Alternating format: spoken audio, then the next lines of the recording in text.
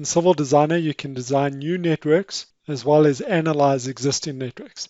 This is an existing network, so what I'm going to do is create a database.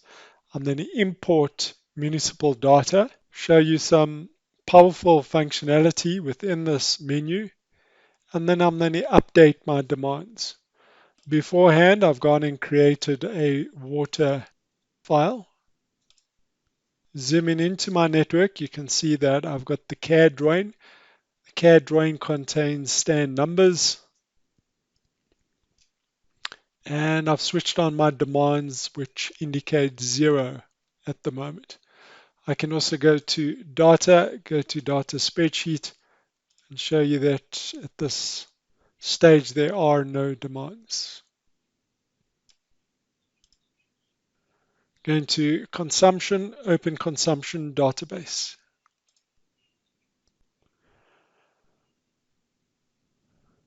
Let's go and give it a name.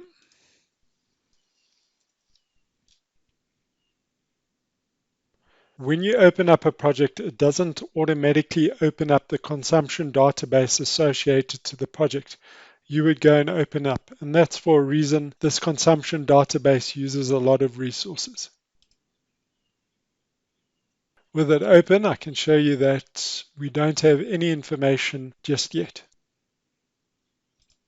Bringing in some municipal data, and this would be consumption information that's been recorded on site. I go and select my file. You can bring in text files or CSV files. This particular file has about 12,700 rows of information. So it doesn't go and show you all the information. It gives you a preview of what your file looks like in order for you to determine whether you've selected the correct delimiter. Our first row here represents our column names, and the data start row would be line number 2. You can bring in a whole lot of information, but what is compulsory is your count or reference number, your reading date, and your consumption figures. In addition to that, you also have the option of selecting stand numbers, names, surnames, street names, street numbers, and a category. Category is very useful as a filter so that at a later stage when you want to compare your figures, you can do so. Examples of categories would be commercial, complex, household, and parks. This file has 475 records or stands. Each stand consists of approximately 27 readings. Let's take a look at our consumption table. There's your 475 stands. And as you go and select a stand, the information at the bottom indicates your consumption readings applicable to the stand you've selected on top. At the bottom here, you can go and specify certain filters. There's the categories I mentioned before. And then you can show your readings or your monthly consumption. Looking at our information on the top here, you'll see that I don't have any coordinates. Now, it may be that you're in a situation where you can't go out on site and measure these coordinates. So I'm going to use the powerful functionality and pick up my coordinates per stand. Before doing so, I'll show you that these stands are all on a particular CAD layer. Now, if you're not quite sure how to put on these stand numbers, I'm going to show you an example.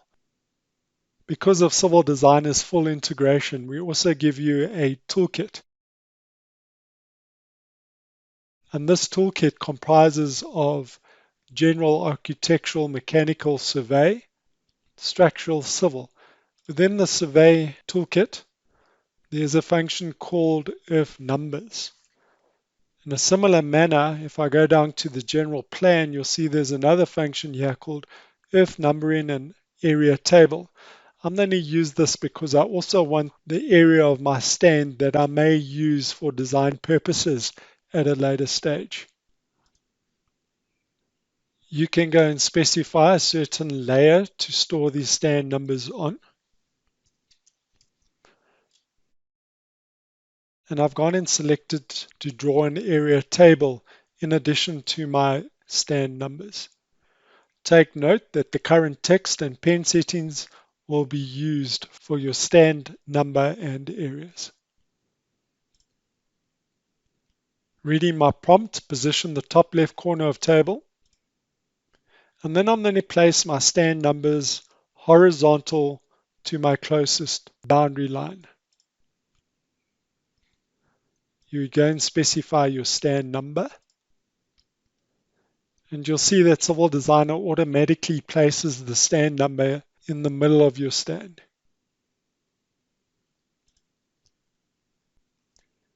Doing that a couple of times. And once you're done, you can then go and hit spacebar. There's the information, the rounded off areas and the actual areas. It also goes and puts in additional output information. So if I click on OK here and go and open my output window, I can see the total amount of area, making that smaller. Right, now using these stand numbers, I'm going to ask Civil Designer to go and calculate the coordinates of my stands. So I go back to my water mode, back to consumption, and select coordinate from stand numbers. You would go and specify which CAD layer to use.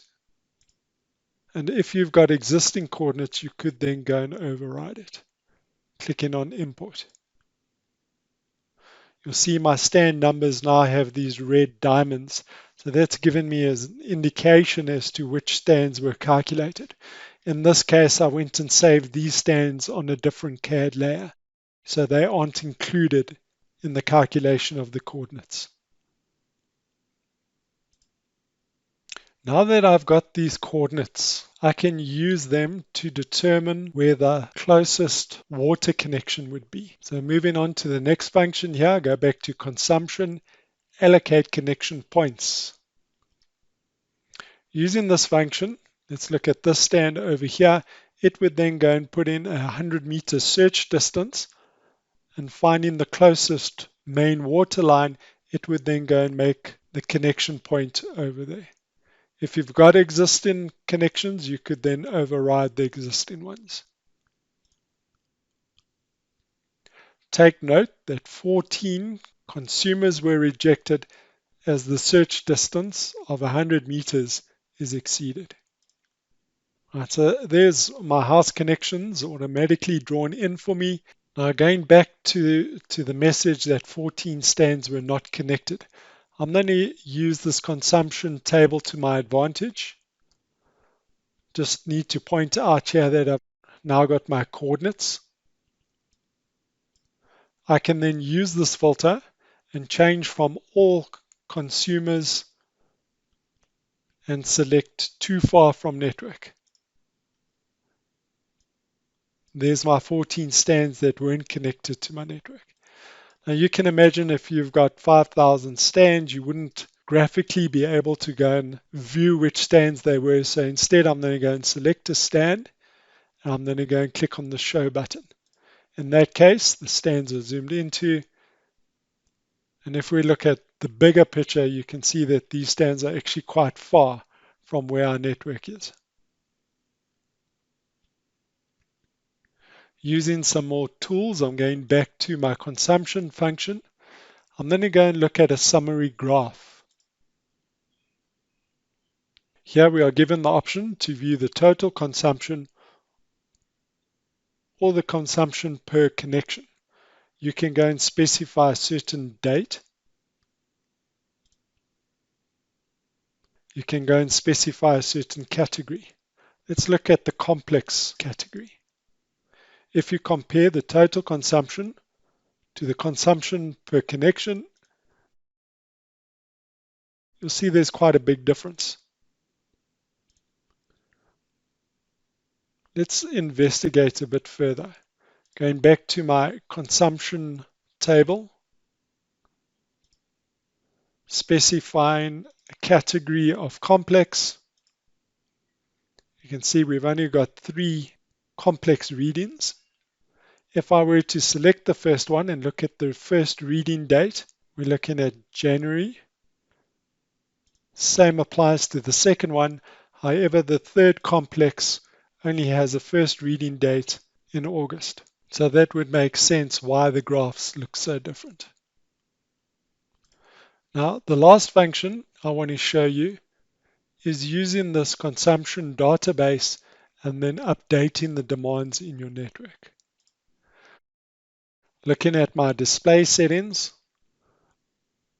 you can go to pipes. You can go and simply right click here, go and specify what to choose from. Put in your own line properties, your annotation properties, specify certain color schemes for your flows. Same applies to your nodes.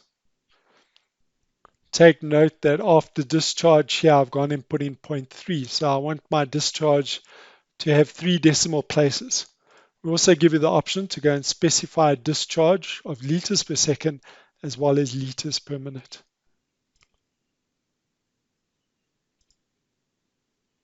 Let's go and update our demands. Going back to consumption, select update demands. The objective here is to calculate your demands in your network according to the average consumption. Here you can go and specify your time range. So let me go and select a certain time. And as I go and select a different month with my mouse wheel, you can see how the information dynamically updates. I want to run it for a 24-month period. Click on update, and there my demands have now been updated. Now that I've got demands, I can go to analysis and run a single step analysis. And now my flows have also been updated. Just to answer a couple of questions that you might have, I need to point out that if you've got a pipe that is a rising main and you don't want it to be part of your consumption figures, you can then go to Data, select Groups, and create a group.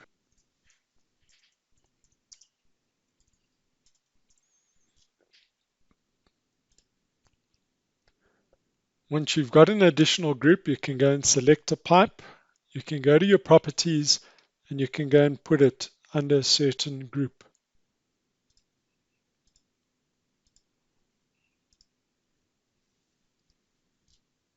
Once you've got it under the group, you could go to Data again, select Groups, and here you could have went to Settings, and there you can go and specify whether you want the pipe to be visible or not, and whether you want it to take part in that calculation or not. In our case, we've already done the calculation, so it's already worked out the demand. Clicking on Close, just to show you that it is no longer visible. Now, what happens if you've got a very large stand and this particular stand has more than 1 meter? In that case, it's not a problem if I go back to consumption table, and I go and select a stand. These stands could have different meters at the bottom here. So you aren't limited to just 1 meter. Also need to point out that if I go to consumption, open consumption database, one project could have numerous consumption databases. You can open up another one. In my case, I'm going to say no. If you do want to bring in GPS coordinates, it is possible. However, you would have to go to File, Project Settings, and go and create a terrain file first.